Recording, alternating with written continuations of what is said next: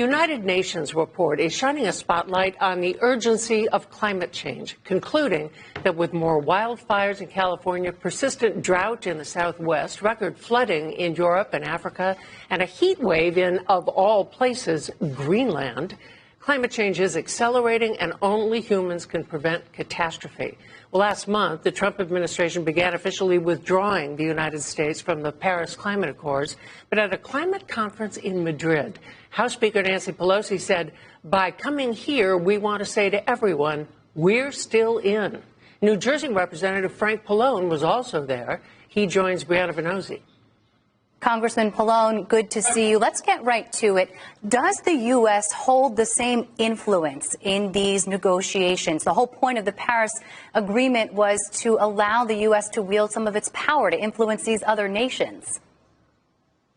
I think that we could yield as much power as we like. In other words, one of the things that was obvious to me when I was in Madrid was that even though President Trump has said or begun the process of withdrawal, all the countries and representatives I met did not want the U.S. to withdraw and would say repeatedly that the U.S. has more clout than any other country and how bad it would be if we withdrew.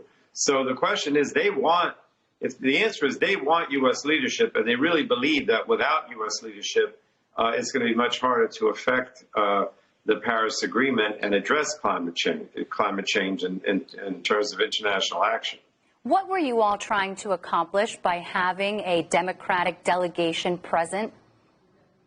Well, we were trying to send a signal that we're still in. In other words, we're still in until we withdraw, which doesn't take effect until after the next presidential election, but that we would also like to come back, even if President Trump continued to say that he wanted to withdraw, or if there was a new president that was willing to go back in.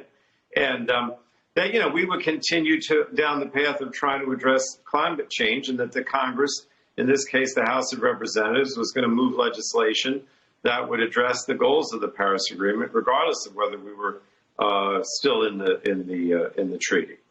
Just prior to this conference, the UN issued a grim report saying that there's been a collective failure to act early, and it'll require drastic cuts. So, Congressman, short of completely ridding fossil fuels from the power industry, from transportation, what's the solution?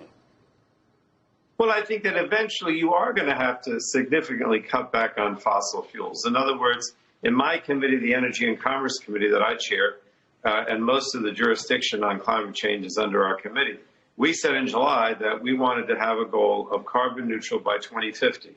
And that we're going to put together legislation by the end of the year that would seek to achieve that. And that's our goal. Now, does that mean no fossil fuels at all? Maybe not by 2050, but eventually we're going to have to not use fossil fuels because they are the major contributor to greenhouse gases. And the sooner that we get weaned off fossil fuels, the better. Are there other actions that you're taking in Congress? You've seen the reports, rising sea levels, warming grounds. We've got coastal communities here at home who are at risk for tidal flooding. What action is being taken? Well, first of all, I should mention that the goal of this conference was primarily to address the oceans and sea level rise and ocean-related issues. But in terms of what we're doing here, well, I mean, just in the last few weeks in our committee, we passed a bunch of energy efficiency bills, one of which would give grants back to states and towns so that they could be more energy efficient. As you know, if the towns and many states around the country are trying to meet the Paris goals, and even without federal involvement, we think they could maybe do 2/3 of what needs to be achieved for the Paris Agreement goal. Congressman, quickly, is there bipartisan support there?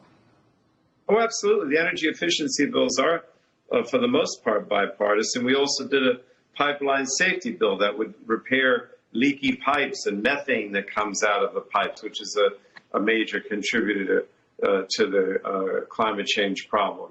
And that's something that we're doing bipartisan as well.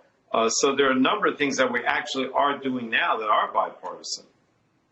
All right, Congressman Frank Pallone, we'll let you get back to it. Thanks for taking a few minutes. Thank you, Brianna.